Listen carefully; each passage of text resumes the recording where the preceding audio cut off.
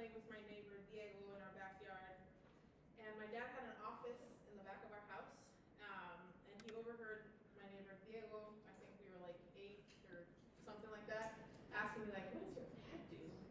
And I was like, I don't know, I think he's a journalist. Because my dad's a political economist, which when you're 8 is kind of very hard to understand what that means. We have some spots up front and on the side. But I think more than, and I think I thought he was a journalist because my dad has always taught me deeply about curiosity about the world and also to be a deep anti-imperialist, anti-fascist. It's a long story of what his life is like and has been, and I always encourage him to bring more of himself into the story of his academic work and research, but including 10 years of active resistance to the Pinochet dictatorship, underground militancy, the loss of his uncle, my great uncle, through assassination, U.S.-funded military dictatorship in Chile of Pinochet, but he always has a hard time sharing that part of himself. But I do think it's important to understand that the work he does academically is not just something he does researching communities and being in collaboration with the communities that he does research with, but it's rooted in a deep, long history of active resistance work as a Latin American person.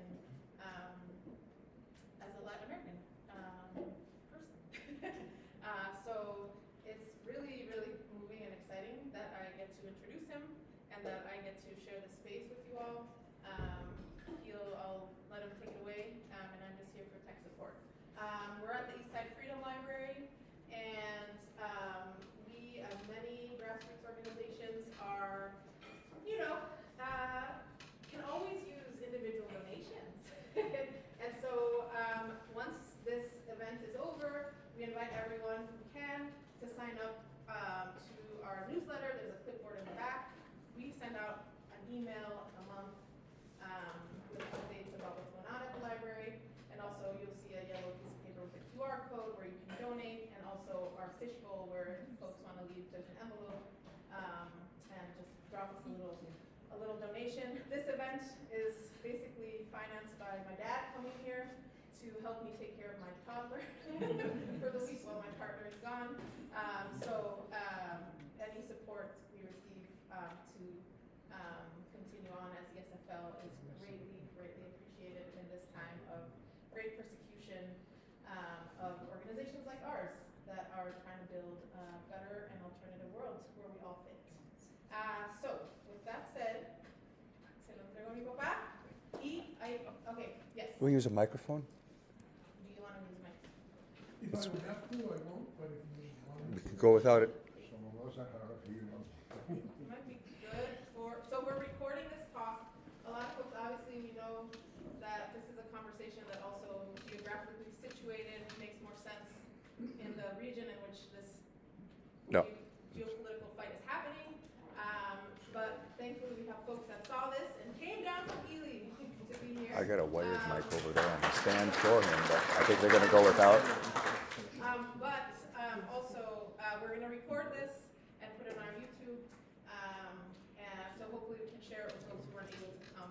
And we want this to be maybe the first of several conversations on this topic, based on whatever comes out of this space and what energy there is and desire there is to continue this conversation. There are 3 chairs here in the front. I know I will give a moment as we transition for people to move to the front if you want to. There you go. You will hear a lot better. All right. Ready? Ready. Okay. Yes, sorry. I'll turn it over to my coworker, Lucid. Hello. Hi. My name is Lucid. I'm the Housing Justice Program Manager here. I got my Loica pin on today, which is a Chilean bird. Camila got me this pin when she did a trip to Chile. Super cool event tonight. But yes, as the Housing Justice Program Manager, as some of you are, as most of you are probably aware, America seems to have no intention of changing the date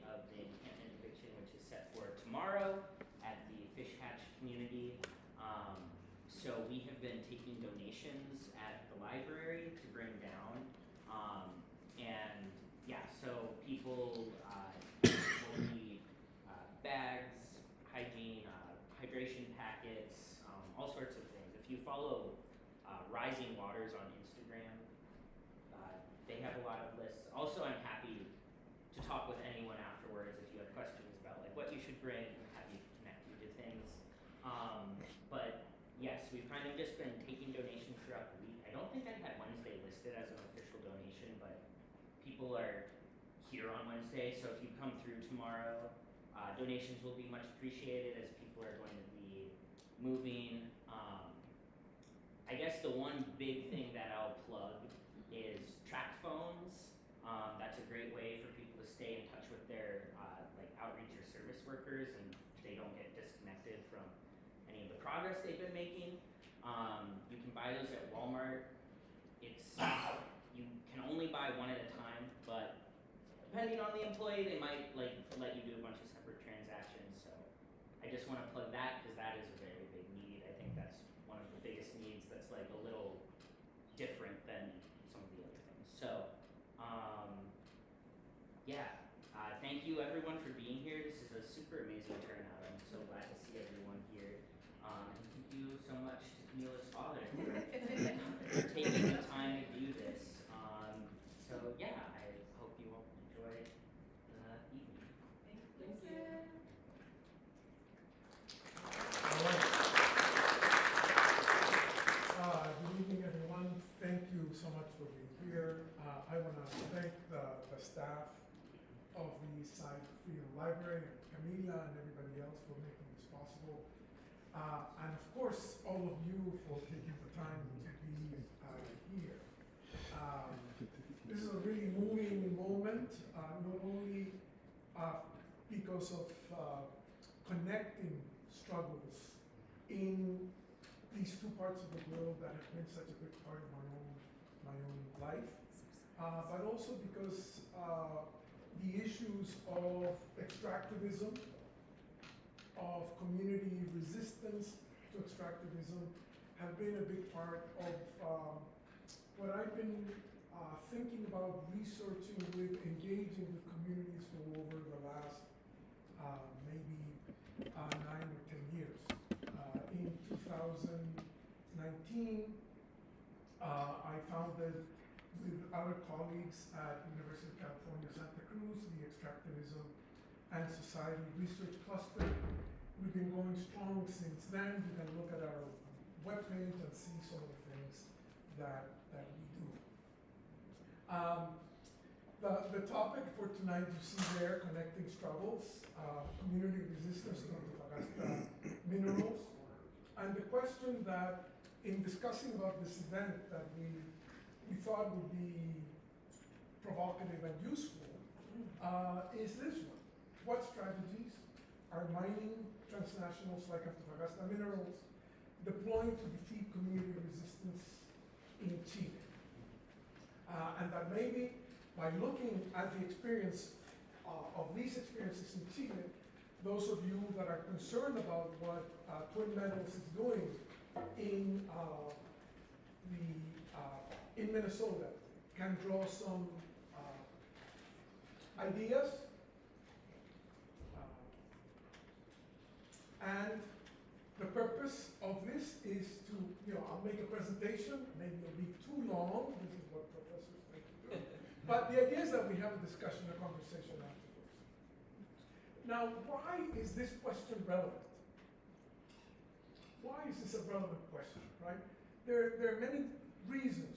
One of them is that Chile is one of the world's top producer of copper and a big producer of lithium also. It has the largest known reserves of copper in the world.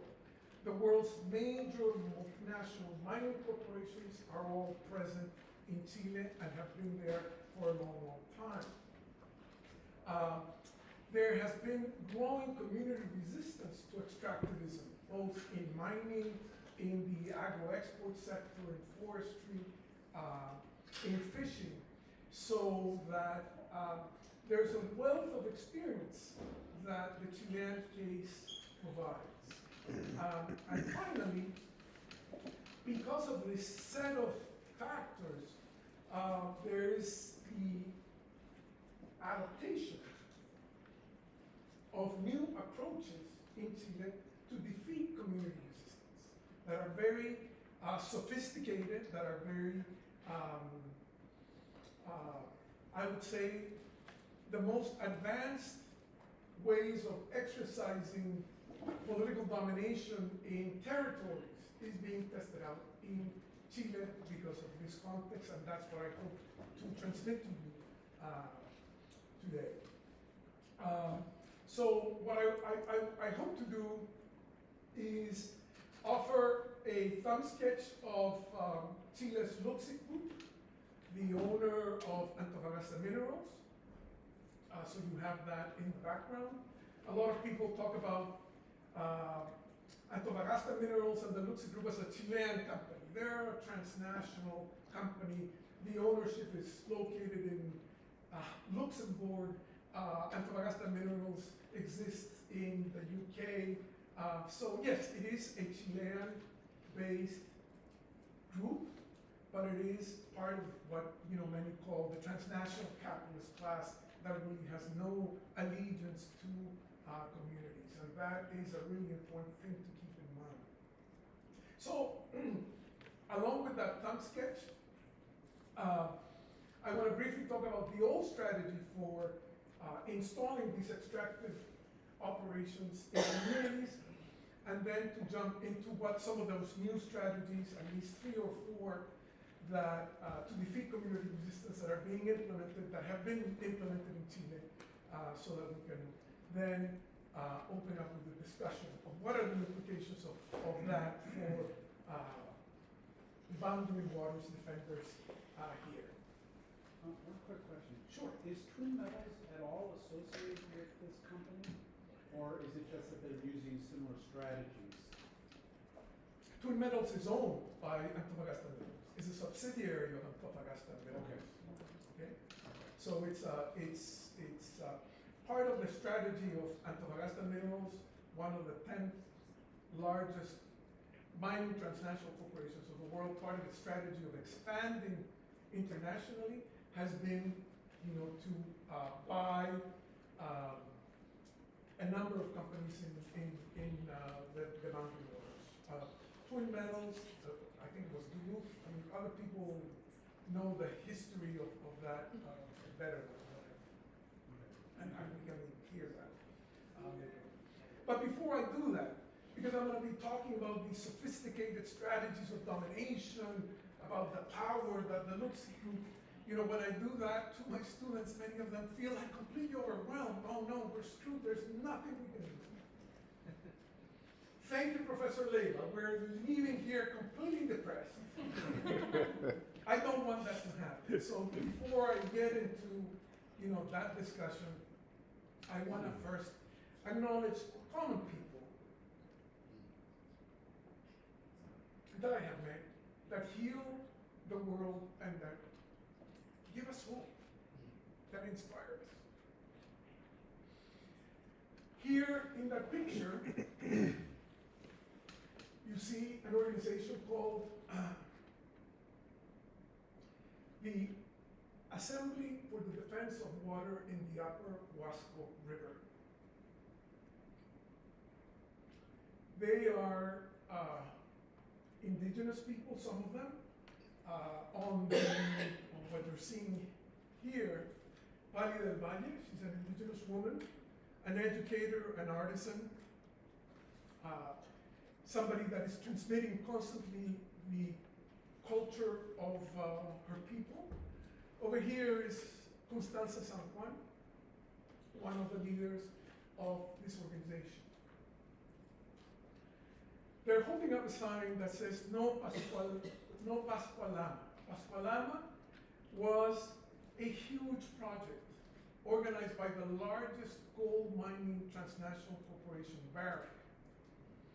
It was a binational project on the border of Chile and Argentina. This group of people that grow fruits, that raise goats, that are educators, were able to defeat this powerful, powerful entity through more than 10 years of organizing resistance. So as we think about the Luxi group, as we see how rich it is, all the resources that they have, the sophisticated strategies, how they buy off politicians, intellectuals, artists. And let's not forget people like, Cota and Pai. They lived in Atacama, the Atacama region, in the Huasco Valley, which is down here. This is the last valley in Atacama that still has a river running from the mountains to the ocean. All the other rivers, Copiapó further up, have been dried out because of mining operations.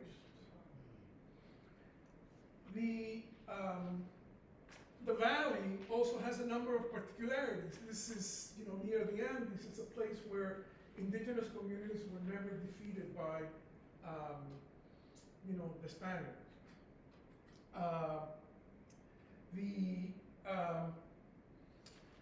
The river unites communities from the Andes to the ocean. And at the very end over here is where Pascual Lama was going to operate, a binational project. And they had this idea that to get to the gold, they were going to move glaciers. They had the hubris, the arrogance. We have the technological know-how of how to mine gold from under these rock glaciers that are the headwaters of the rivers, that maintain the population and all forms of life in that river. So, over a decade, local people, not political leaders, not intellectuals, organized to defeat this powerful multinational corporation. People like Amaya Kayak, an indigenous woman who here has built a wall across land that her indigenous communities has legal titles to since 1865. The road leading up to the mine is about 170 kilometers long. For about 140 kilometers, it's, state roads. But starting the last 30 kilometers, it's in her family's, her community's ownership. So she decided to exercise those rights. And here you have, a representative of the governor trying to get that road opened up so that the trucks from Barrick could get to the operations.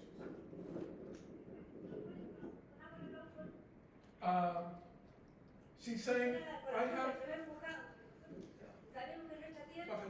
the legal rights. Here is a resolution from the courts saying this is my land, this is our land.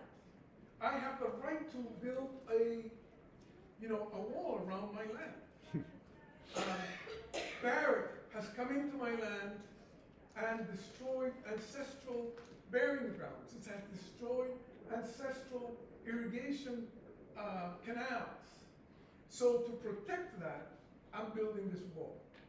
Well, she faced not only, the militarized police, but also all the political authorities supporting this project. But she stood firm at tremendous personal cost for her. The wall was removed and Pascual Lama moved, was able to access. But this is the kind of examples of common people that through courageous, decided action creates that little grain of hope, strength, that when you connect it with others, is able to defeat these powerful transnational actors like Barrick, the most largest Canadian gold multinational. So as I go through my spiel, so to say, don't forget Amalia, don't forget Kota, don't forget Pai, and many, many other people like them. So I want to offer a thumb sketch of the Luxic group. I started looking into Luxic maybe 15 years ago when I was doing research on economic conglomerates. It's this amazing story studied at the Harvard Business School, how this corporation that started from nothing is now one of the largest and richest families in the world. How did that happen? In 1957, the patriarch, Andronico Luxic, owned one copper mine and then owned a lumber company in southern Chile that would sell timbers for coal mines. In 1996, the family business was reorganized into two holding companies, one of them Antofagasta Minerals, registered in the UK, that has a mining, a rail, and a water management division. And then the other one was Quinenco, a holding company that has finance and manufacturing. In 2002, very importantly, Quinenco took control of the Banco de Chile, and with that, the conditions were created so that it could expand, Quinenco could expand into other economic sectors, beverage and food, manufacturing, financial services, media, etc., etc., etc. The expansion of the Luxic Group has been phenomenal, phenomenal. In 1986, it was valued at $282 million. In 2025, according to Forbes, the Luxic family is estimated to have a wealth of $52 billion, making it, according to Bloomberg, the 25th richest family in the world. Forbes, the 35th richest family in the world. So how do we explain this rapid expansion? Business acumen, luck, yes, all of that certainly comes in. But I think there are other reasons that we need to understand to explain this. Antofagasta Minerals has generated enormous, enormous profits based on mining rent.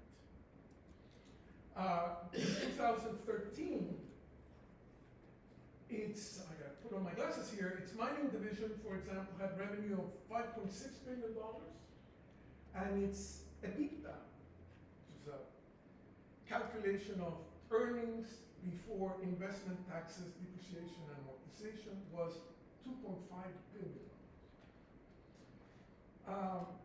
An incredible outcome. Los Pelambres, it's the crown jewels of Antofagasta Minerals. The estimated profit rate, if we take the rate of EBITDA over revenue, was 58%. That's enormous, billions of dollars of cash flow coming. How do we explain that? In 2024, total revenue was $6.6 billion, and the EBITDA was $3.4 billion. Again, 58%. Extraordinary. The reasons, right? The extraction of surplus, the exploitation of labor, mining rent, financial extraction, accumulation by dispossession, speculation, speculative investment. But accumulation by dispossession is one of the things that I think we need to pay attention to. And to understand why this is important, when we think about copper mining, one of the key things is what's the ore grade? How many tons of material do you have to process, crush to obtain 1 1 ton of copper. If the ore grade is 1%, you have to process 100 tons of ore to get 1 ton of copper. To get to that 100 tons of ore, you have to extract, mobilize 300 tons of waste rock. So to get 1 ton of copper, if the ore yield is 1%, you are generating tailings of 99 tons, total waste of 399 tons. 1 ton of copper, 1%, 399 tons. If it's 0.5, multiply that by 2. Why is this important? Let's look at Minera Los Pelambres, the crown jewel of the Antofagasta mineral operation. In 2024, it produced 328,000 tons of copper and molybdenum. If we estimate that Minera Los Pelambres has a 1% ore grade, that means that at least 32,800,000 tons of tailings a year had to be. What do we do with that? The actual data from Antofagasta Minerals is that every year the Los Pelambres operation generates 63 million metric tons of tailings. What do you do with that? These are tailings that have cadmium, arsenic, sulfites, really nasty stuff. If you want to maintain that 58%, quote unquote profit rate, you gotta find a cheap way of disposing. And where would you put it? You put it in the Mauro Tailings Dam. And I want to show you a brief little video so you see how Minera Los Pelambres, one of the 4 mines of Antofagasta Minerals, saves cost and maintains those incredible levels of profit.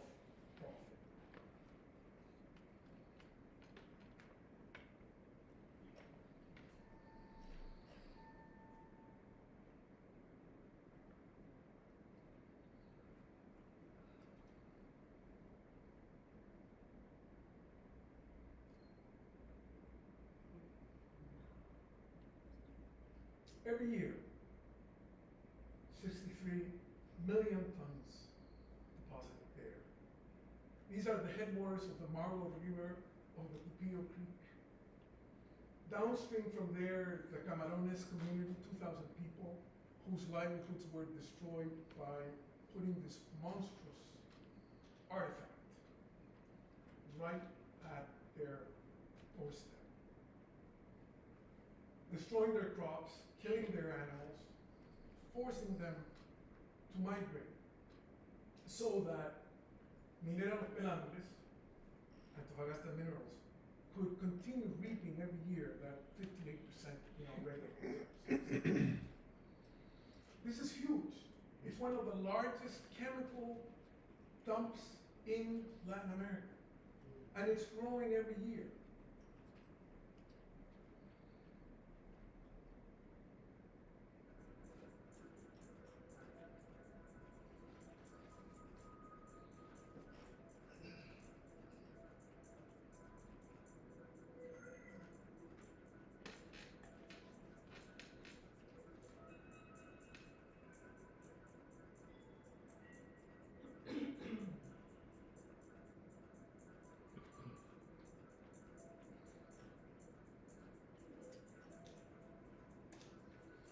So these profits are maintained by transforming this province into a sacrifice zone.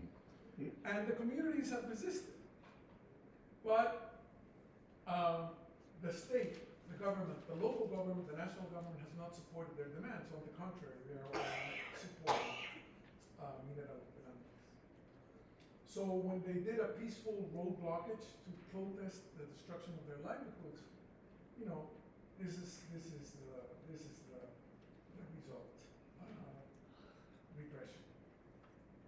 Are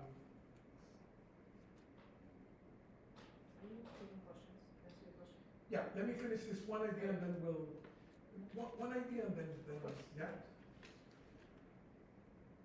Why did the government not respond?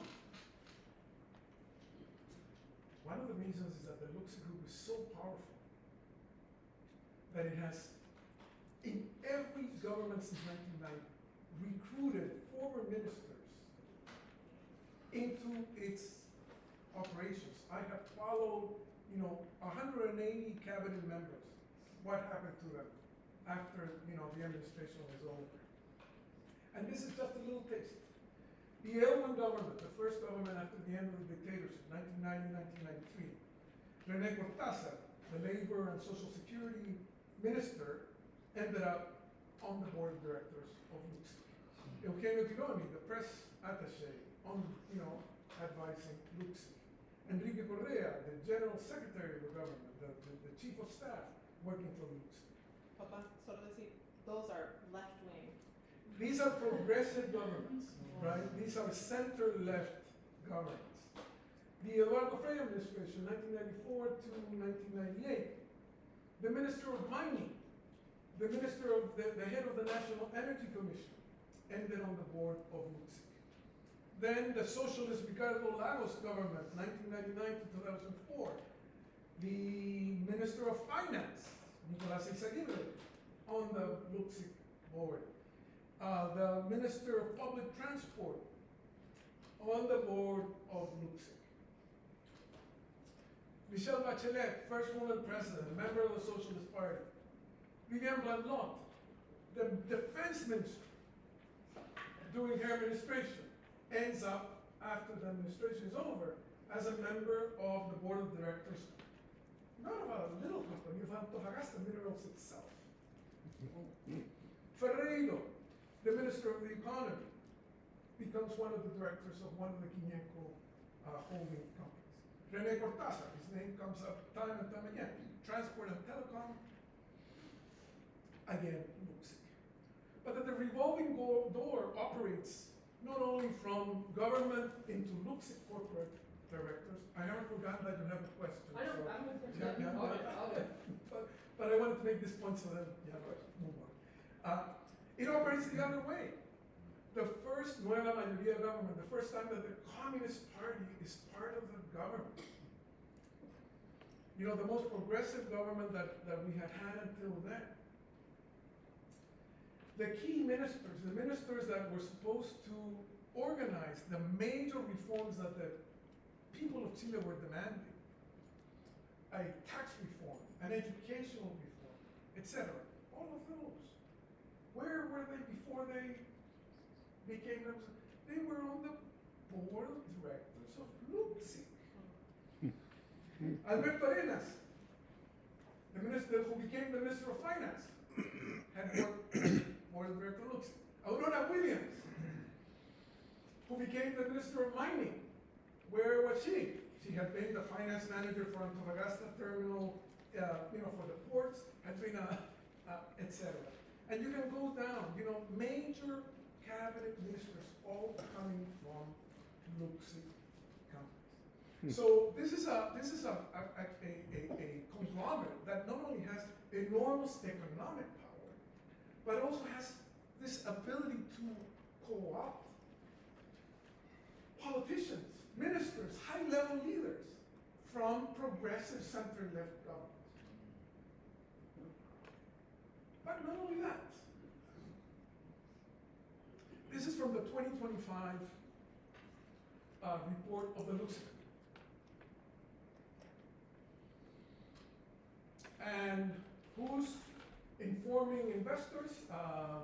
Francisco Pérez Maquena, the CEO of Quiñenco since 1998.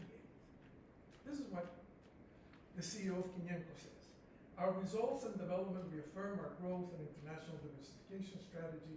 We will continue to advance along this path, growing organically in Chile and exploring business opportunities abroad. Where is he now? In the ultra-right-wing cast government. He's the Minister of Foreign Relations. So whose interest is he going to be worrying about? The interest of Chile, the majority of Chileans, Or is he gonna be, anyway, that's the first part. Background on the Lutzig group. And, Lutzig is a major benefactor of the Harvard David Rockefeller School of Government, Harvard, the Sloan Management at MIT, Tsinghua University in China, the major universities of the world. He's part of the board. He's, supporting scholars. So he can not only draw on these enormous amounts of billions of dollars every year, on these political connections, but also on the intellectual power of the best universities in the world. That's what I wanted to end before taking the questions. That was great. Well, you kind of answered it when you're talking about the huge dam and them just dumping, however many millions of tons of that stuff. I guess my question was like, why are they allowed to do that? Did they buy that land, or did all their buddies in the government just say yes? That was it. Yeah. Okay. I mean, I think that's oversimplifying things. Sure. A lot of it has to do with the legacies of the military dictatorship that was put in place in 1973 when a military coup supported by the US and the CIA overthrew a democratically elected government. Then comes in the Chicago Boys, the disciples of Milton Friedman. They put in pro-US foreign investment market policies that make it possible for people with a lot of money to buy land rights, to privatize water, to exercise control, and the government, by the 1980 Constitution, cannot regulate private. So it's it's a much more complex answer, but it has to do with that. It has to do with our history. Okay. All right. This is the background of the Lutzig group. Remember, I showed you Cota San Juan, Valle del Valle. Don't get discouraged. But it's always important to know the adversary that you have in front of you. So the main topic of the talk is the new strategies, right? But so what are the old strategies? What are the old strategies? Any mega mining project, right, has to figure out how to connect with the community that's going to be in the area that's going to be affected by this project. These are, huge undertakings that change the landscape, that affect the lives of, communities in many, many, many kilometers around. So the old strategy that mining multinationals use is this of stakeholder engagement. And this is from BSR, which is an international consulting firm, and I like it because it puts out how it does it on the web so you can see it. Right? So step 1 is the engagement strategy. Step 2, very important, stakeholder mapping. Number 3, preparation. Number 4, engagement.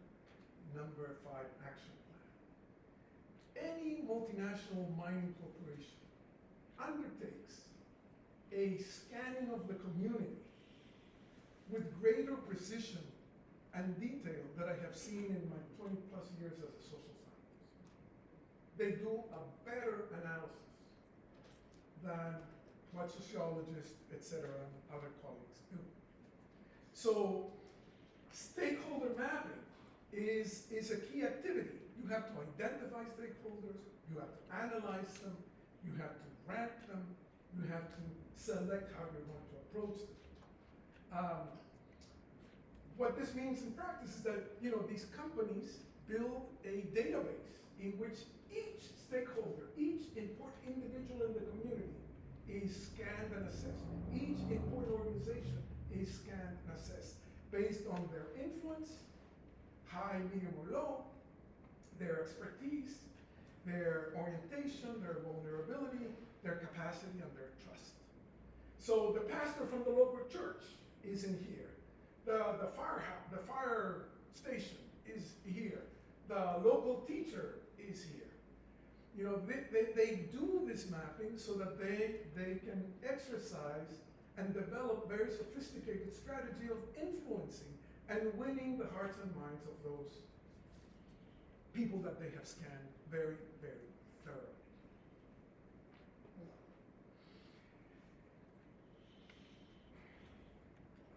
Camila sent me a article from Lisa Rudstrom, an Iron Range project engineer, who I'm positive, has shown up in the stakeholder mapping that Twin Metals did.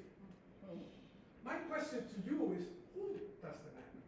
What is the name of the consulting company that did this?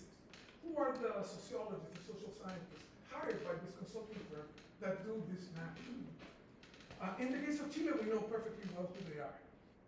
The name of the consulting firm, the individuals, many of them people on the left, progressive, trained at the London School of Economics and the best, etc. We know who they are. I've interviewed them. But who, in the case of Twin Metals, is doing this mapping? I'm certain that Lisa Rudstrom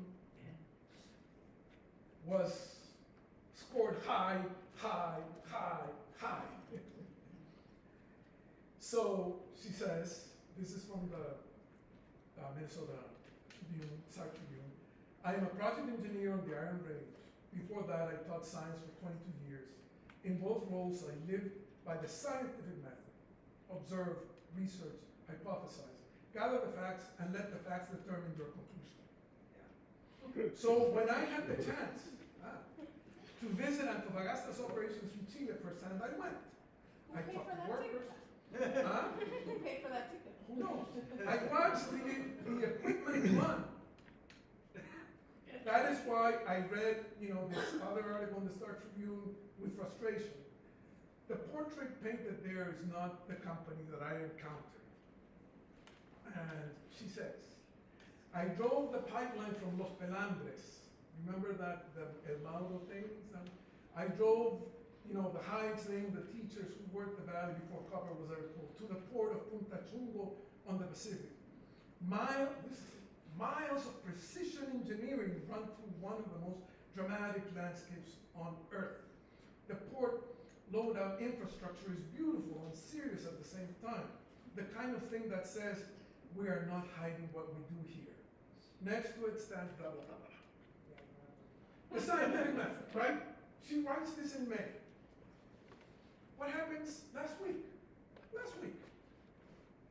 Big rains. Big rains in Chile. So Lisa, if you're listening to this, apply the scientific method, please. Be objective. Heavy rains in Chile, and this is what, some of the news reports. Water on alert in Caimanes. This is the town near the El Mauro. Incident at El Mauro Dam revives historic dispute with Los Pelambres Mining Company. The preventive restriction of water consumption in the Pupillo Estuary Basin reopens social and environmental tensions with the El Mauro Dam. The story continues. The overflow at the El Mauro Tailings Dam facilities has once again raised concerns in the town of Caimanes in the Los Vilos commune.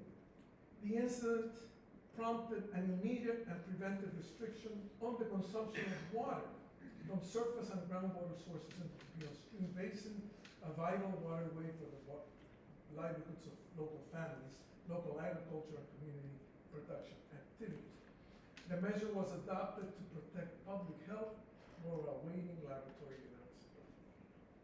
So we have here in May, Lisa saying everything works perfectly, marvelous engineering, you're all exaggerating, and then the reality, the objective reality, lived by people not only around this dam, but all the other tailings dam that dot the Chilean landscape, has been this. Check it out. You can go on. You can check that out. So the old strategy of mapping key stakeholders has limits. And that's why we need to consider what are some of the new strategies. This is what we're talking about. But I'm long-winded introduction. Thank you for your patience, but here we go. Why do these new strategies arise? Because there's widespread community resistance to these extractive operations. The state, an independent agency, the National Institute for Human Rights, in 2018 identified 116 social environmental problems in Chile. If you go on the website of the Environmental Justice Atlas, you're going to see 20, 30,000 of these conflicts all over the world. The Business Owners Association was worried because $57 billion worth of project had been paralyzed because of community action. Chile had just adopted ILO Convention 169 that says that when one of these projects affects an indigenous community, that community has the right to free, prior, informed consent. 2011 was when students, university, high school students, mobilized throughout the country. A new repoliticization of Chilean society took place. People were no longer willing to, keep silence in the face of injustice. And the problems of mining, declining yield rates.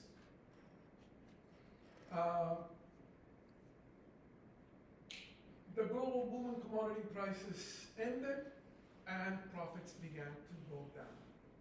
When the Consejo Minero, the council of all the mining multinationals, did a survey of its executives, what are the biggest problems that we have in Chile today?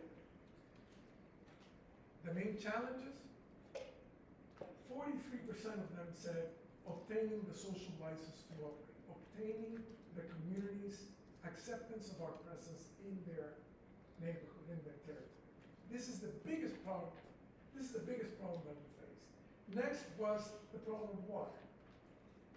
Then the high cost of energy.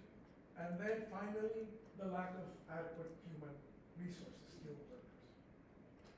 So, this idea of a crisis brewing, affecting the heart of Chile's export model based on the extraction of natural resources, was reverberating across, corporate decision makers. 2013, another business survey of investment projects said that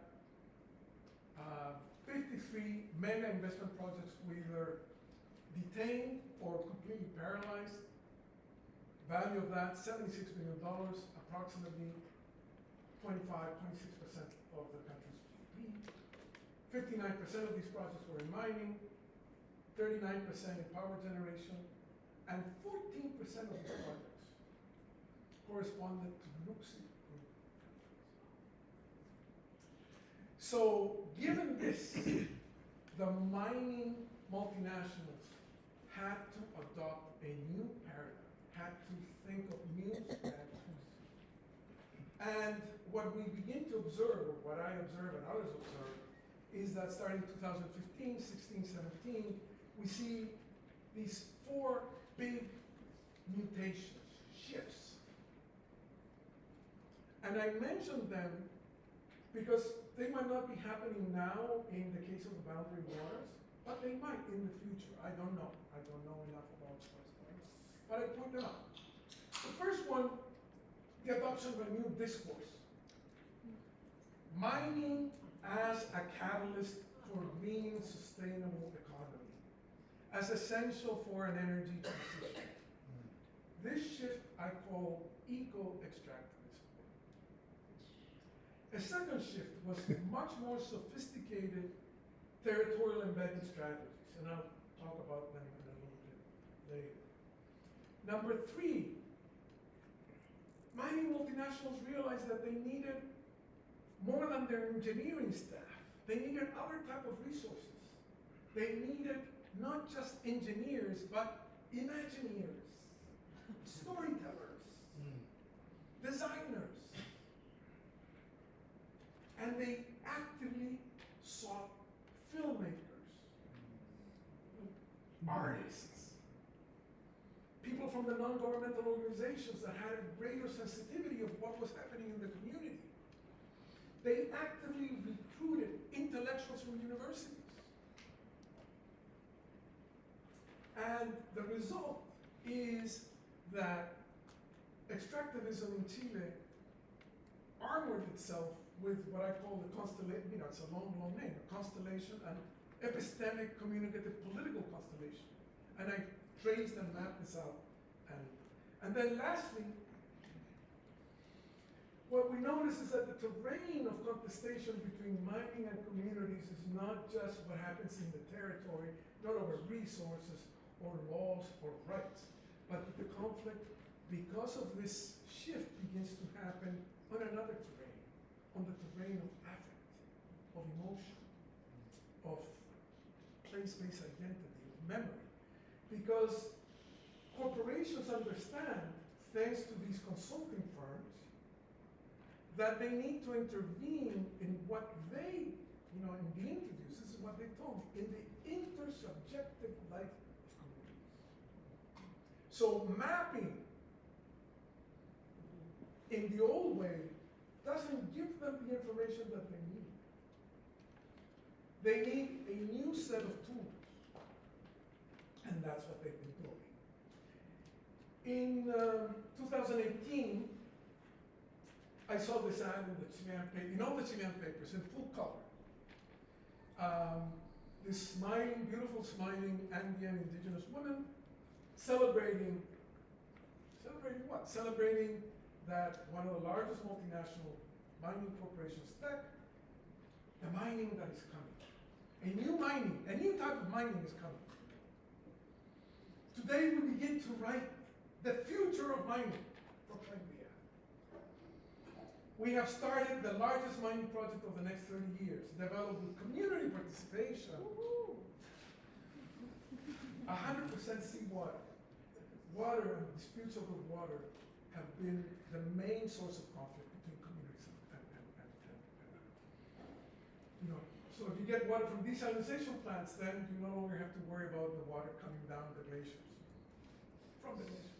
Committed to inclusion and diversity, technological, innovative mining. Mining that doesn't pollute, doesn't contaminate. We are tech, we're doing it. Another ad here, a couple of years later, from BHP, another huge multinational mining corporation. And the ad was telling Chileans, look you fools, the future is here. You don't know it, but the future is here. Open up your eyes. It's happening now, right in front of you. You're just not seeing it. You're idiots. That's how I read it. While this is what the ad said. While the world takes action to reduce its carbon emissions, the demand for essential resources grows. Sustainable development is not easy, but resources like copper produced by BHP help make it possible. Here's the kicker. If you want to know about the future, don't go to your pastor, don't go to your church, visit the website of BHP because it will tell you that the future is already here. /Mundo Mejor. Yeah. Mundo Mejor, right? Better world. PHP.com. So, when I saw this, when anybody saw this, there are a number of questions that arose. And maybe they're the same questions that some of you are asking yourselves as you see what Twin Metals, if you go to the Twin Metals webpage. First question for me was, what intellectual processing of reality makes this paradigmatic shift possible? How is it that all the mining companies now are sustainable and concerned about indigenous communities and about, what happened? When, how? Please explain. Is it on the road to Damascus, just like St. Paul? There's like, they suddenly saw the light? What? They figured out what things are going to stick with them. What is it? The second question was, Who was behind this? Who produced this? Who helped these mining corporations make this shit? Change their skin. In the case of Chile, I know. Who's helping Twin Metals do that here? I don't know.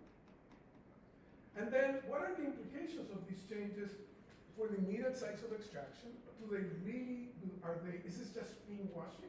Is it public relations? Or is there a real change in their operations? What are the implications for how capitalism operates long term? One of the examples, one of the other, are we doing okay? Yeah, Okay. time check. Um, 7:04. Huh? 7:04. Okay. More than what I thought. But, To do the volume. one of the things that is so amazing is that the mining companies have said, you know, we need to win the hearts and minds of young people. One of the things that they did is they prepared textbooks that they distributed to all the schools, saying how mining was essential, a real propaganda operation of incredible potential. But one of the examples is this, commissioned by the Consejo Minero, the Council of all the multinational corporations, Héroes Mineros, Mining Heroes, emulates the popular 1980s Thundercats TV cartoon children's series, Japanese anime, and the superhero Ochanga. And the message, unfortunately it's in Spanish, but the message is this: extracting metal from the earth is super exciting and filled with blue-eyed, blonde and light-skinned heroes, blessed with superpowers. And the characters of the saga are Thunder, a mining hero who unleashes his perfectly planned blasts for the extraction of metal from the same subsoil. Geo, whose job is to study even the most unknown depths of the planet to find information regarding the minerals that may exist. Crusher, in charge of machines that crush the large rocks where the valuable metal is found.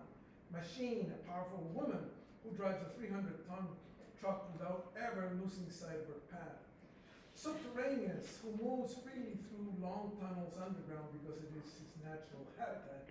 And Data, who thanks to the highest standards of technology, guides from the control room to his colleagues to achieve a safe and efficient work in epic language. The daily work of miners is recounted, allowing viewers to meet the heroes of Chilean. They look exactly like Chilean miners, there's no question about it. Oh, sorry, that was me. That was me. Sorry, I'm trying to do the volume. Sorry, that was like Punchline, that's the punchline. I did it the channel. build-up. I did the This channel instead of the. Use the remote. I ruined that. Okay, back to Input. input HDMI 1, right? Yeah. Sorry, I ruined it. I'm lowering your salary. Am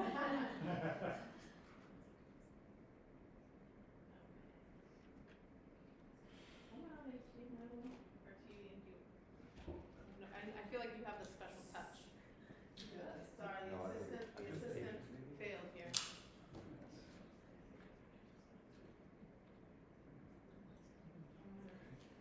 I just pressed the channel button by accident.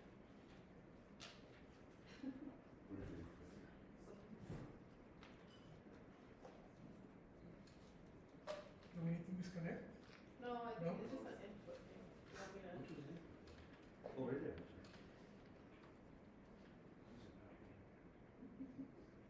There we go. There you go. Very anticlimactic, sorry. Classic daughter move. Let it go. We'll have to go to therapy. Anyway, here's what they put together, right? And it just tells you how they're thinking. You know, this shift. You know, we need artists, we need storytellers to connect to young people.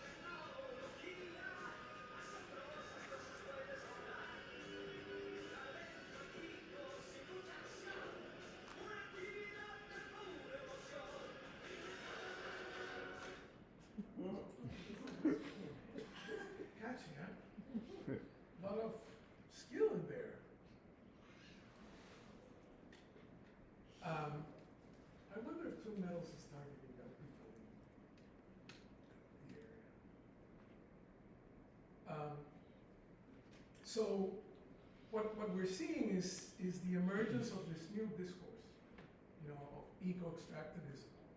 And my analysis is that, this shift has these two components that we need to pay attention to. The first component is this notion of myth-making, mythopoiesis.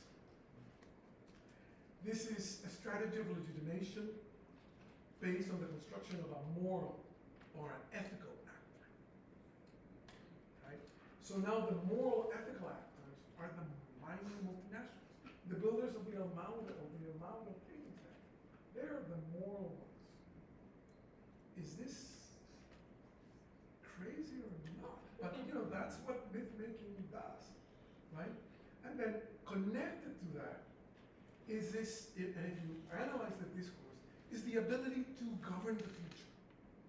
We're going to build a mine in the boundary waters, and we have the technology, the know-how, so that nothing will happen. We can control everything. Don't worry. We're concerned about you. Trust us. So myth-making is one component of eco-extractivism. And then the other is these political technologies for territorial embedding that target affect, place-based identities, emotion, memory. And I'm not going to go through the 7 myths that they have, that they're, promoting. I'll just go maybe one. Ecology, economics, nature, and capitalism will be reconciled without requiring radical transformation of the status quo. Decarbonization and clean energy transitions are possible only by significantly increasing copper, lithium, and mineral extraction. Virtuous, inclusive, and sustainable mining, green mining, is already here. I'll go, yeah. Anyway, so the first mutation was this new shift in discourse. The second is, and I'll stop here because is this more sophisticated socio-territorial embedding strategies, what I call political technologies of territorialization. And the 3, and if you're interested, Camila made some copies of an article that appeared in the European Journal of Latin American and Caribbean Studies, Economic Elites and New Strategies for Extractivism in Chile from 2019, but it describes some of these strategies. Early community dialogue. Who can be against dialogue? But when you realize that these are dialogues that are orchestrated with a particular purpose in mind. Voluntary pre-investment agreements, and corporate-led territorial planning for regional development. These 3 strategies have been implemented in Chile for a while. And that's why I call them political technologies. They're an apparatus, that anything that has the capacity to capture, orient, determine, intercept, model, control, and secure the gestures, behaviors, opinions, or discourses of living beings, as Giorgio Adams says. That's an apparatus. Political technologies stem from an identifiable intellectual processing of reality. There's somebody thinking about this. And thinking to accomplish explicit political objectives. These political technologies are deployed by the state, by NGOs, by civil society actors. And what they aim to do is to control the behavior of living beings with explicit goal of either dissolving oppositional acts or ensuring governability of those in power. So early community dialogues,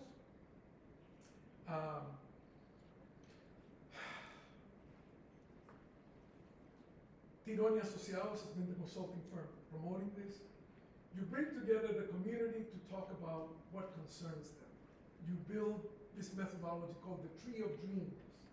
Every member of the community can express herself, themselves, himself, about their aspirations, their deepest frustrations. And as you're going around and everybody's sharing this information, very emotional, very emotive. A member of the consulting firm is writing everything down.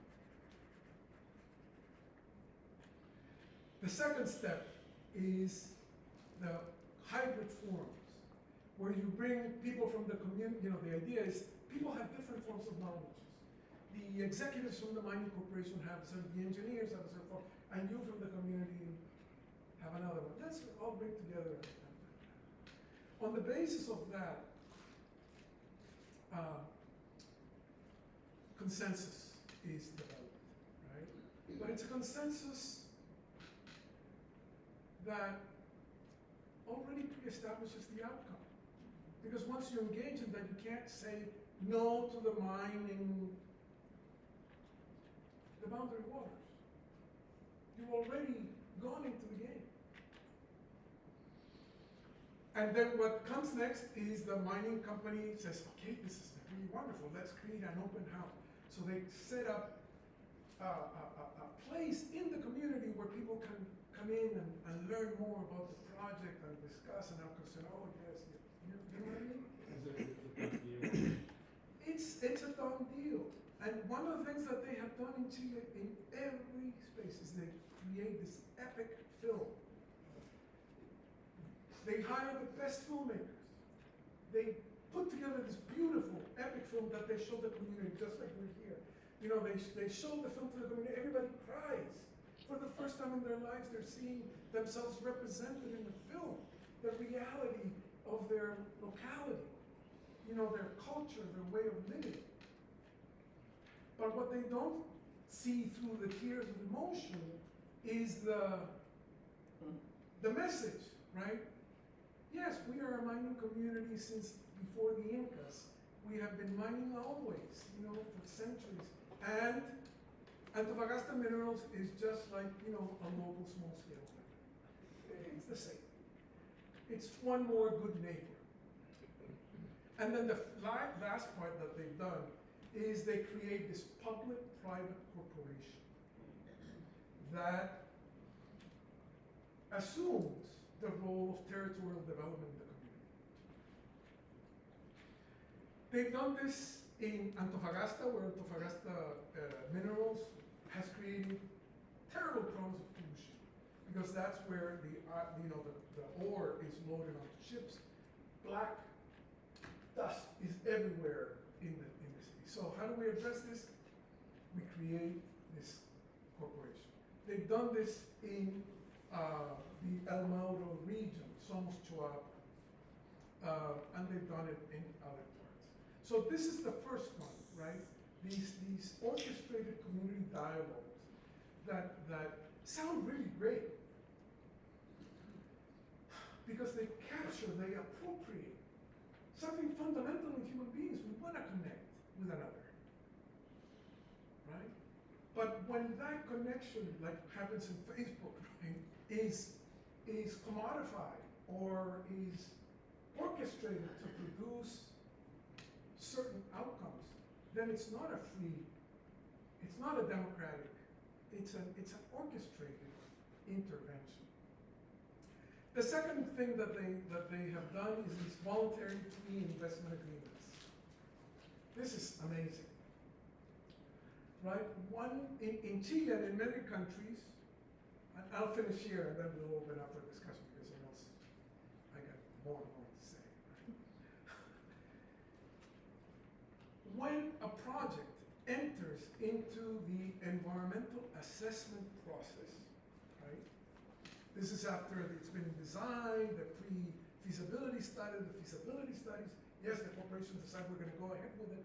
Then it formally enters into the environmental assessment process. During that process, in Chile and in many countries, citizens have the right to challenge the data, to request reports about water, about what happens to different organisms. People exercise a democratic right from other state agencies to inform the project. What voluntary pre-investment agreements do is they prevent that from happening. They replace public hearings and prevent the exercise of rights during the environmental assessment process, because community members are encouraged to sign a private agreement with the mining corporation. And if all members of the community sign that private agreement, then the project doesn't have to go through the environmental assessment process. So it's a privatization of the environmental assessment process. If you agree with the company, then you have no right to demand that the Navy inform what the hell is happening with the coast, et cetera, et cetera, et cetera. And the way that this happens is that the company agrees to share part of the profits based on the international price of the iron or the copper or whatever, and if everybody in the community signs. If there's no majority or most of the community signing, then that's it. So it's a way of forcing the community to accept it. And the way that this is staged, I've seen it happen in the case of Dominga, a huge iron port project in the Penguin Humboldt Reserve in Chile, the most biodiverse coastal region. We just wrote a piece in the Extractive Industries and Societies Journal that has the Dominga project analyzed. I'm going to show you a video of how the agreement is signed. It's a ceremony, it's a ritual. The way that it's been staged by the consulting firm is extraordinary. And the filming, if there are any film critics, take a look at this. Look at the films that Twin Metals is putting on its website. They're very well done. You know, you say, no. Anyway, here is the ceremony of the community of Liguera signing a involuntary pre-investing agreement. Well, what happened to my, I don't have it. Oh, is it because it's on my computer?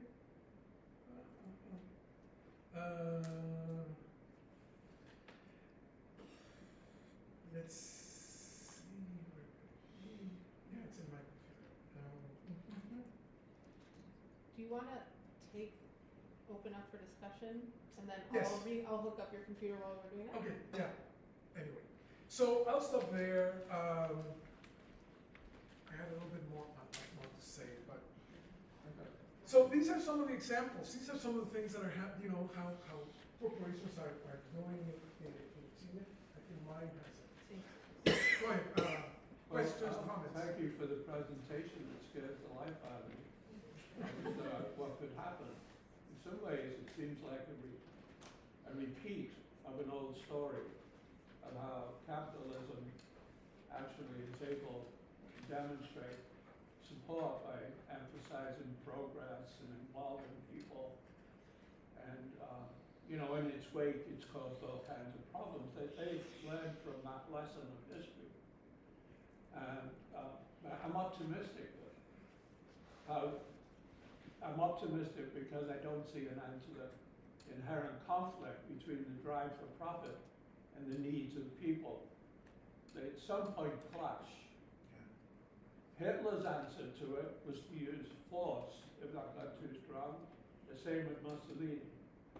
You saw those things happening, and that's what scares me, is that this could end up going down that road to the beginnings of more of a fascistic approach.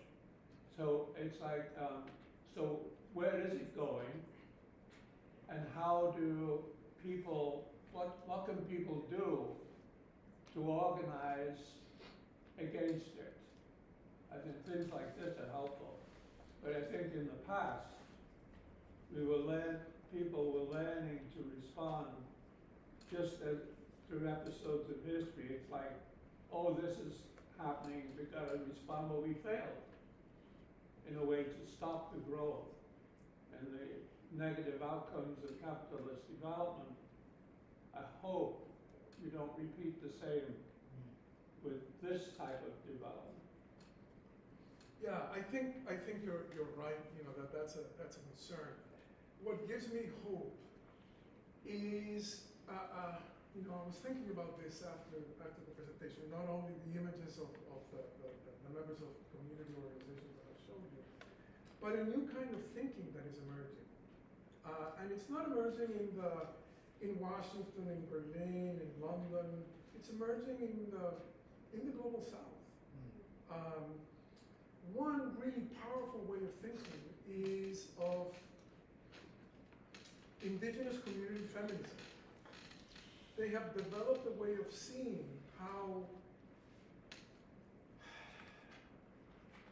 no territories can exist without bodies, no bodies can exist without territories, and they developed this notion of, Lorena Carnal, a Mayan indigenous woman, has developed this along with others, of body, territory, Mother Earth.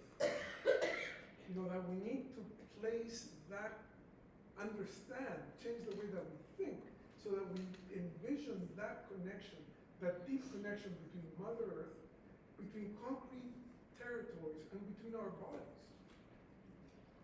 And that if we're going to think about alternatives, right, we not only need to think of, you know, how do we defeat the Luxig group, but how do we heal? How do we heal ourselves? How do we heal the land?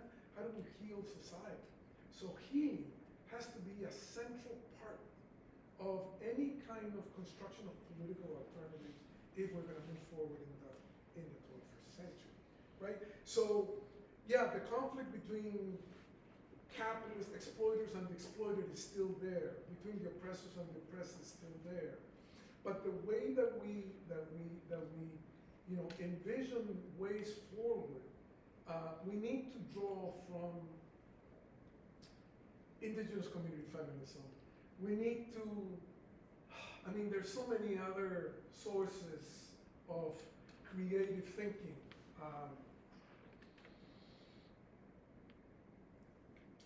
That are not coming from, you know, the centers of, but from communities of color, from the global South. Where does the idea of the earth has rights? Did it come from Washington? Did it come from Berlin, from London, from Paris? No. That's a major shift in the way of thinking, right? It's a different philosophy. It's a different way of thinking of laws. It's a different way of thinking for Europe. So anyway, you know, I went off the deep end, but that, I think that shift in thinking is really important, you know, of decolonizing the way that we think. I've been trying to do that for the last, and it's still the other really creative way of thinking that gives me hope is something, and you can check it on the webpage. It's called the Eco-Social and Intercultural Pact of the South. It's how do we think about the energy transition as an opportunity, not just to change the energy paradigm so that the same rich people, you know, not that before drove Broncos are now driving Teslas, you know, but how do we take this opportunity to rethink the way that we envision the good society and how it should be organized. And the Eco-Social and Intercultural Pact of the South brings together intellectuals, activists from Latin America, from Asia, from Africa, from Europe, from North America, you know, to think about how we imagine the energy transition as something that is not dominated by corporations. So I'm not saying that what you're saying is not going to happen, but I think, or that danger doesn't happen.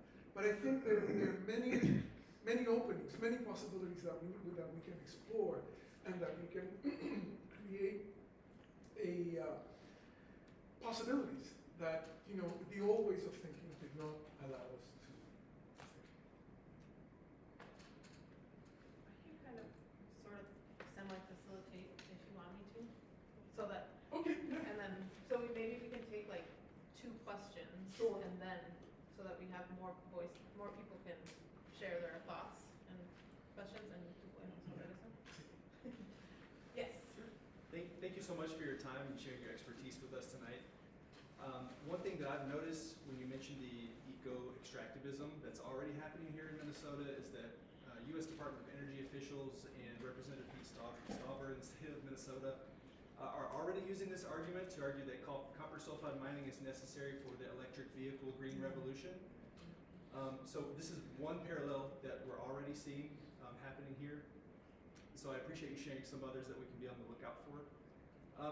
But when it comes to your expertise in Chile, I want to ask you about neoliberalism because a lot of folks sort of consider Chile as kind of the original laboratory of neoliberalism. You brought up like public-private partnerships, and I want to know what do you think is the role of neoliberalism, and can we build these transnational solidarities across borders to fight against that and to stop further neoliberal extraction here in Minnesota?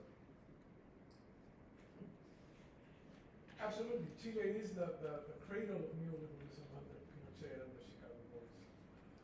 But one of the things that we've learned in Chile, or I hope we're learning, is that neoliberalism comes in different flavors. They're different, and this is something that Michel Foucault analyzed when he was studying the development of this new liberal trends, right? He identified three strains, right? The Chicago school, the U.S. neoliberalism, which is the one that was imposed through terror in Chile after the coup. And that's a strain that says basically, look, the market is a natural force. You don't need laws, you don't need the state. The market organizes society. So, unleash market forces and everything will be fine. There's been tremendous resistance to that, right? But we see a re-emergence of that through Agenda 2025 in the US. But anyway, that's one strain. The other strain is the Hayek strain, the Austrian school, right? Which is what fuels the libertarians, Elon Musk, etc. But there's a third strain that we're also seeing emerge, which is the German, the ordo-liberal strain of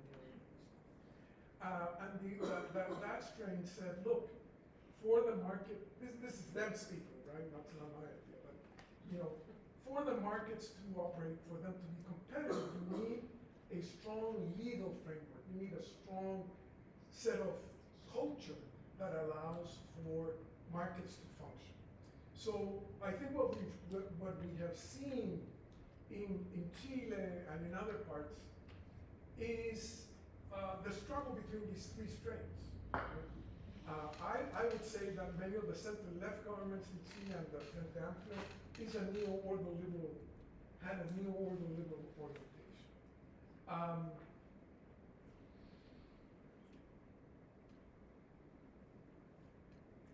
So in addition to acknowledging these three strains so that we don't, so that we see how polysemic neoliberalism, this capacity to transform itself, to shift, to mutate, it's a shape shifter in a way, right? Somebody, I think Winslow Bowen wrote this book, The 9 Lives of Neoliberalism, right? Everybody criticizes, goes to the streets, hates neoliberalism, mobilizes again, and yet neoliberalism still is around. Still is around. Individualism, financialization, are all elements that allow for neoliberalism to be like a vampire. You can beat it, but it can't kill it. So it seems. So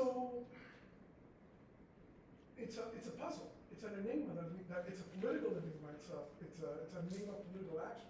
What is an effective way of, overcoming this way of thinking, this way of being, this way of exercising power, this way of organizing society.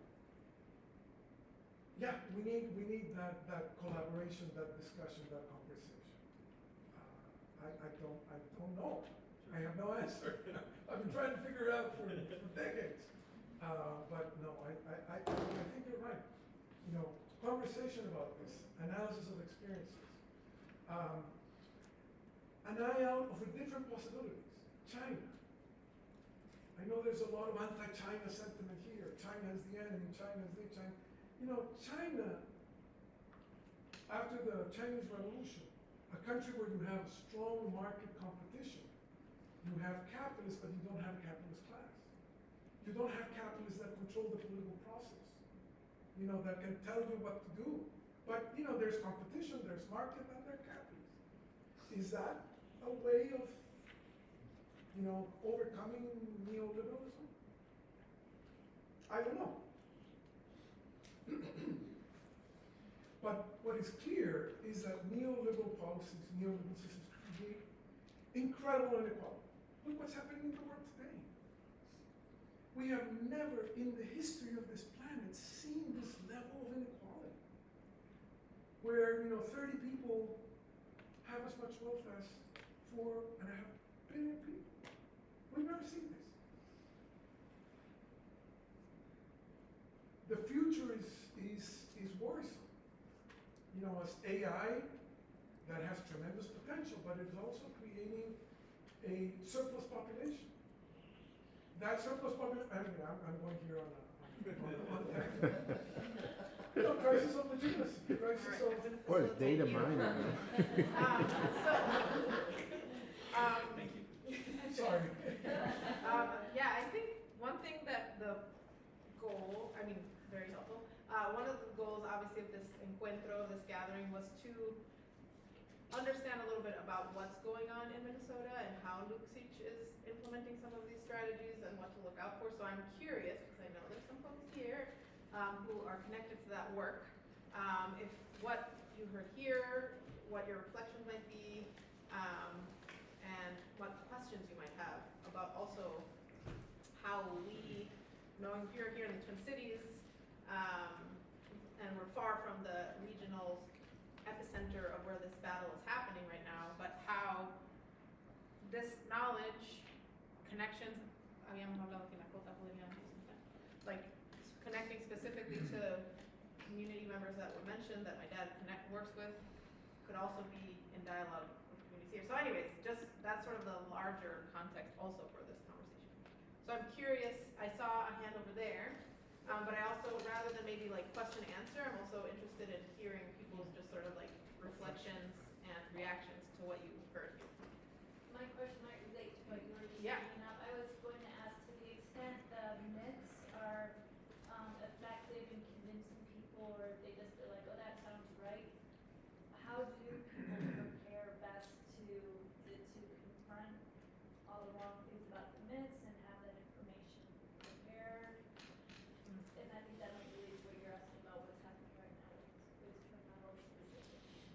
But what do you think is the best way? Because those myths really, the reason they work is because people are like, oh yeah, that's a good point, and then you let your doubt go a little bit.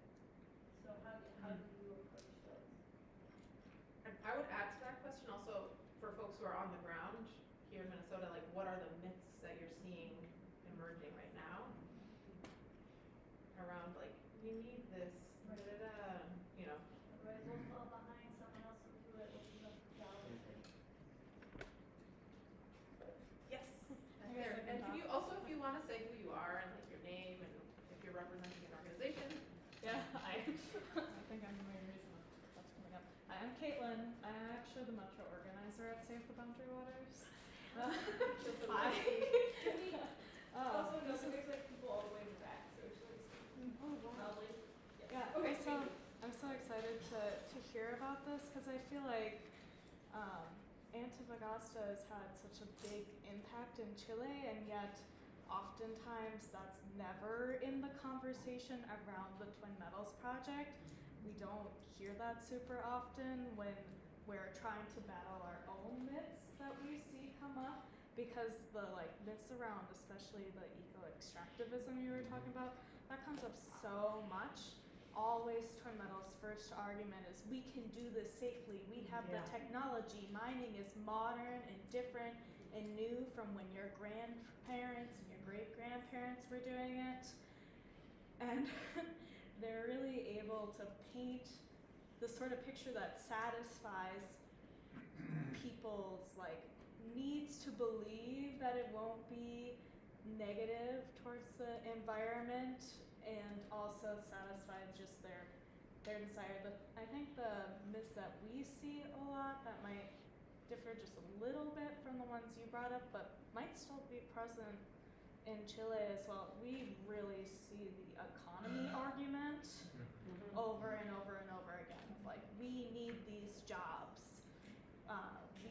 We are not seeing economic growth in our region, and things like that. That comes up quite a bit for us. And then we've also seen with just kind of some of the alarming patterns in America overall, misinformation is become a very significant tool in the belts of specifically the politicians that work really closely with Twin Metals, like Stauber.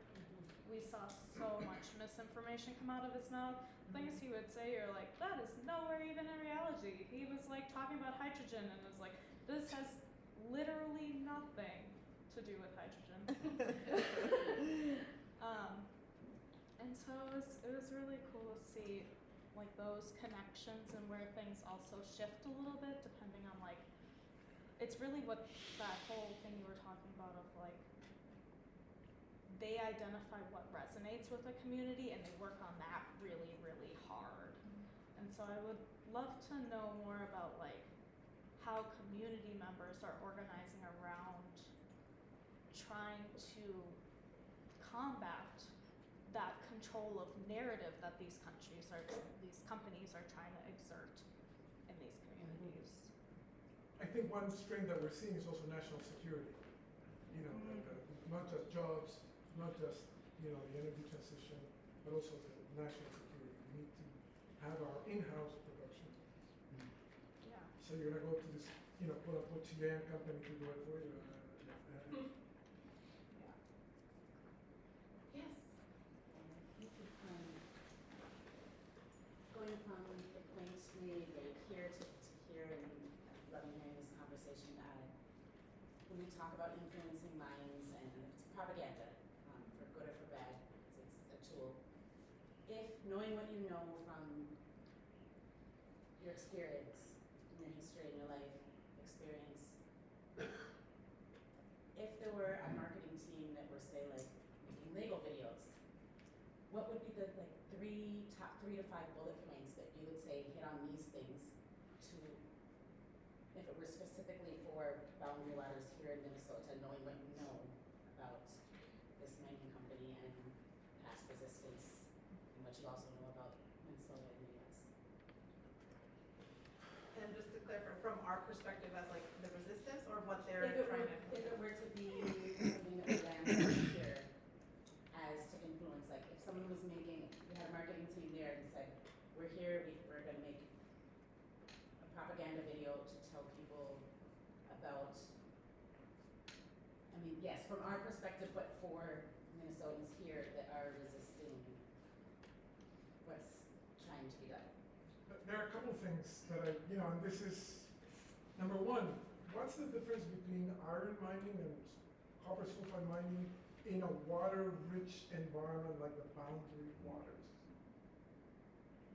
Yeah, iron mining has been going on, but how does iron and water and H2O interact? That's different. How copper sulfide and, you know, the sulfuric acids that's necessary to extract copper from ore, you know, all that chemical reality of water and how it interacts. I think that's something that needs to be explored much more seriously.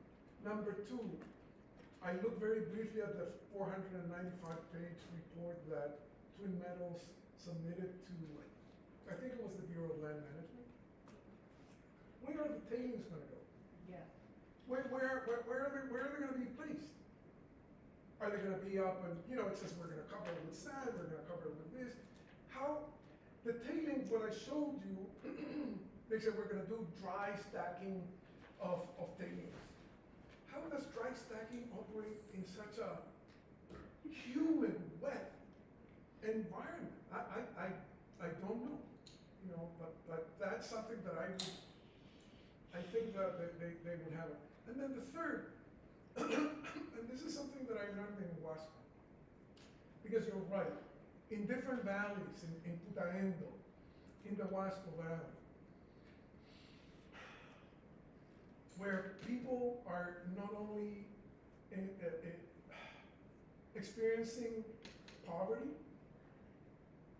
drought, unemployment, they've had to sell their animals, lose their animals, there are no jobs in farm. So the mine appears as a savior. In a discussion with Cota and other compañeras and compañeros in Huasco is, how does the communities in resistance in Huasco come up with an alternative vision of the future for that territory? If you only react against Twin Metals, or against, Nuevo León, or against Antofagasta Minerals, you're lost. Because they can offer you an image of the future. What's the future an alternative future that, communities have? And oppressed peoples have always been able to imagine those futures, those futurities. Whether it's the cimarrón, the fugitivity of enslaved people, whether it's salvation of enslaved people in the Pharaoh, if you want to go that way. You know what I mean? I mean, oppressed people, people that have been subjected, have this capacity. We need to imagine those alternative futures, but we many times don't pay enough attention to that, to elaborate that. So how do we translate that really need that we have deep in our soul? How do we translate it to an alternative vision of how the boundary waters would be without Twin Metals? Ensuring a good life for people there. That is a really important political, intellectual, cultural, economic deployment of the imagination that we need to exercise, right? So, I mean, those would be the three things that I would try to focus on. Without knowing, without being there, without engaging in conversation with people from those communities that probably have a much better idea and a much better answer than I do. We have our task. Can I say something? I'm sorry. I'm sorry, Camila. No.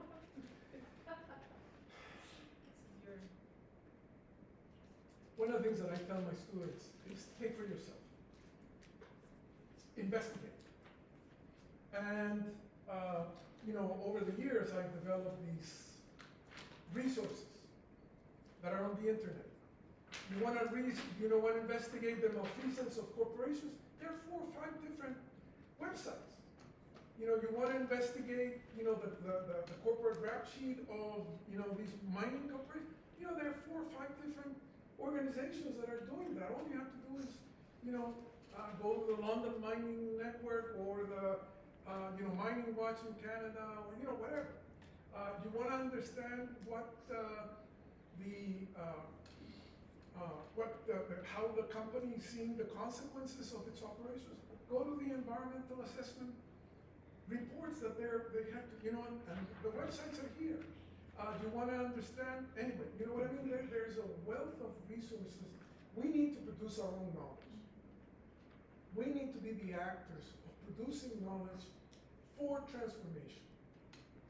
We can do it. We have the resources. We have to do it with others, right? but we don't need to rely on their expertise. We have, common sense, we have expertise, we have life experiences. We have, the internet, if they don't turn it off soon enough. So I think that's another really important task, that we become investigators, that we become researchers, that we have producers of knowledge, that we don't rely on the ruling class, on their apparatuses, on their universities, on their, intellectuals and websites. We're not going to build the future using that knowledge. We have about 10 more minutes, so I'm curious if there are a few more comments, questions in these last 10 minutes. I'd love to hear from more folks. What's landing with you, what you're wondering about.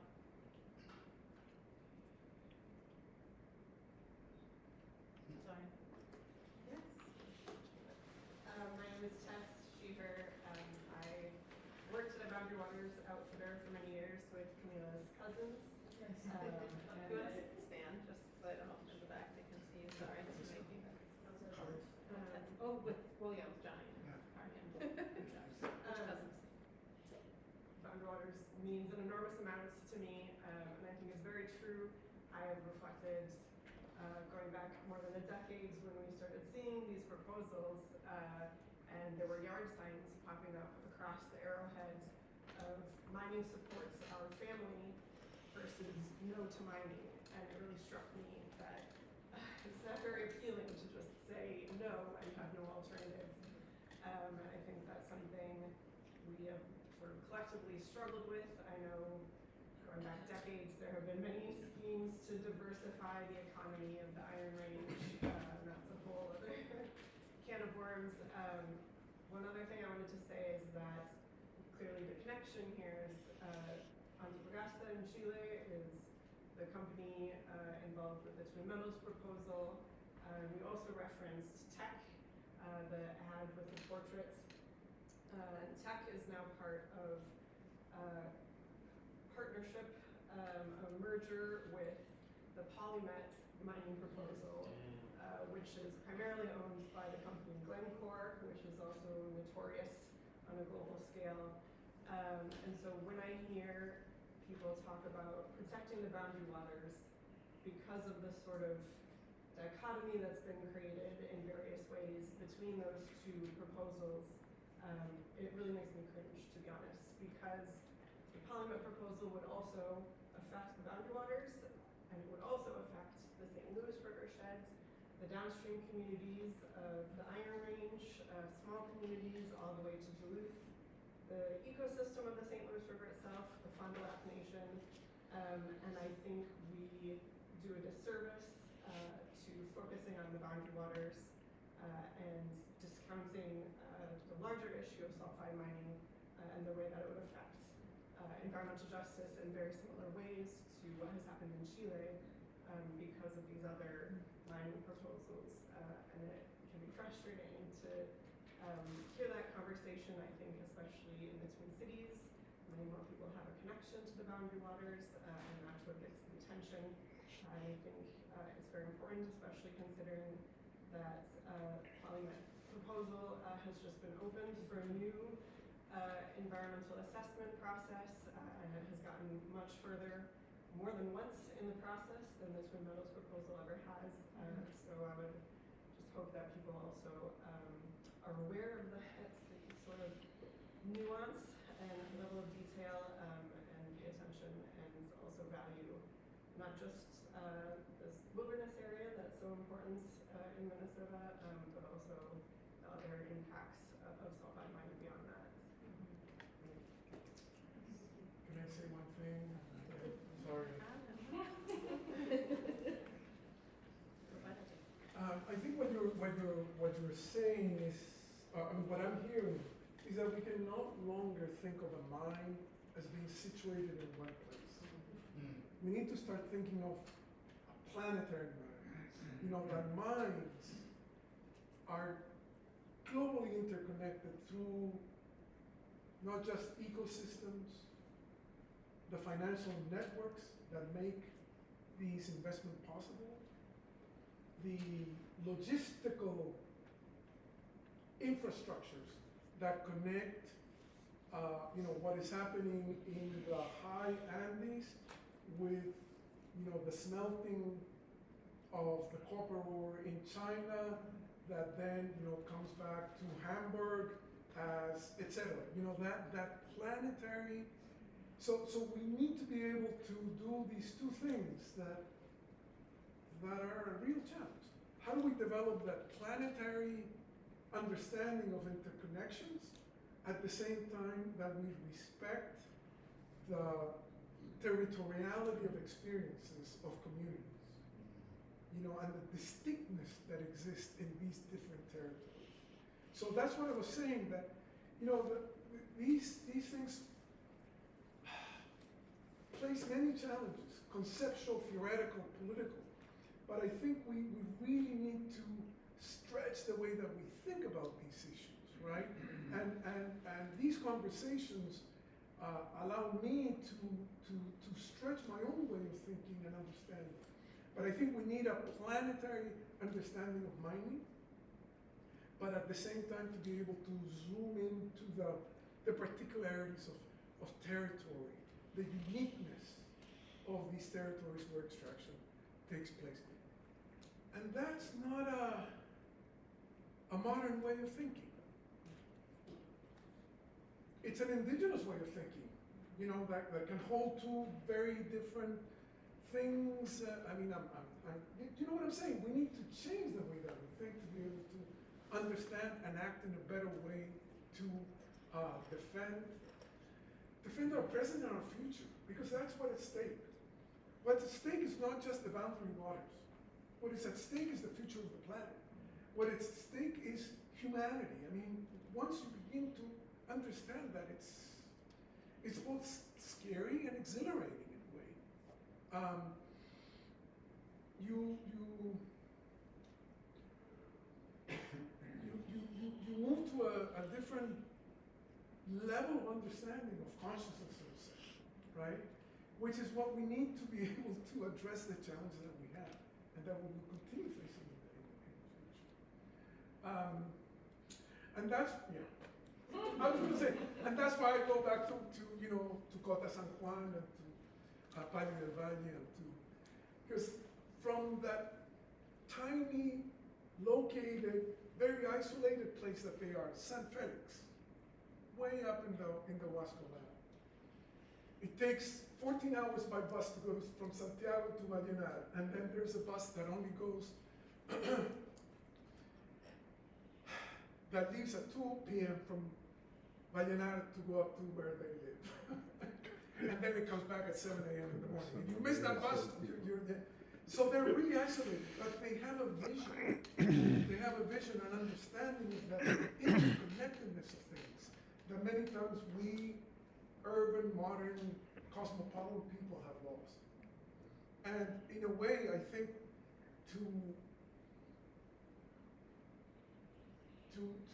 come up with the answers to all these questions that all of you have raised, we need to enrich the way that we think. And for that, we need each other. The idea that one individual can think solipsistically out of problems is over. That's old school. It hasn't led us in a good direction. Ego corrito, ego sum, forget about it. We need collective ways of thinking and creative ways of facing the solutions that we face. I think that's profoundly human.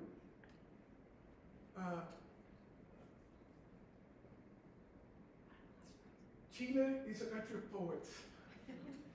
And I never understood that until, I never understood the role of poetry.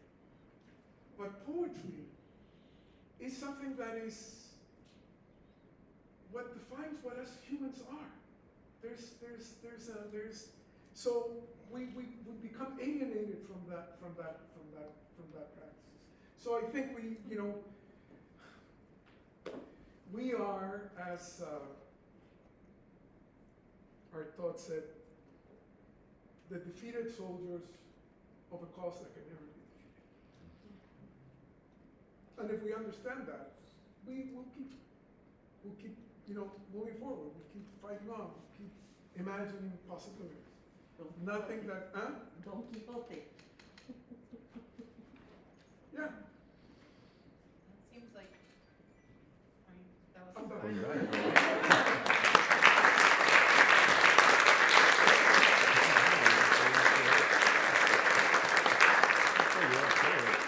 For folks that came later, the informality of my facilitation is because he's my dad, so just FYI. As we said, we hope that this is really the beginning of a conversation, collective creation.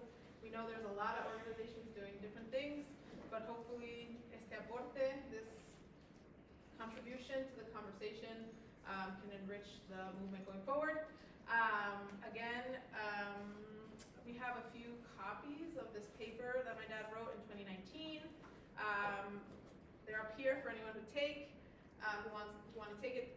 And then there is a few of these energy transition extractivism nexus resources. Obviously, if you're really interested in staying connected with you, come up afterwards and we can get connected. If you want to stay in contact with the library, the Eastside Freedom Library, as I said at the beginning, please sign up for our newsletter. We might have a part 2 to this going forward, so you don't want to miss out. Thank you to Save the Boundary Waters and Skoda, who is here. I always forget what the S stands for. Solidarity Committee on the Americas. Solidarity Committee on the Americas that have a table back there too with some materials, and I think you'll be back there maybe to talk to folks who are going to check out those materials. And thank you all for being here. Stick around, we'll be here to chat and answer more questions.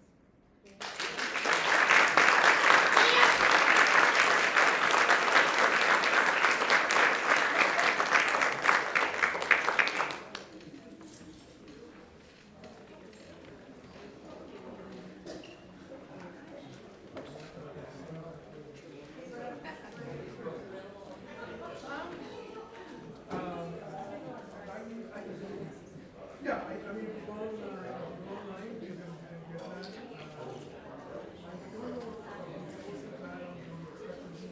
Thanks for creating this place. It's amazing every time I come in here. Always important to have it.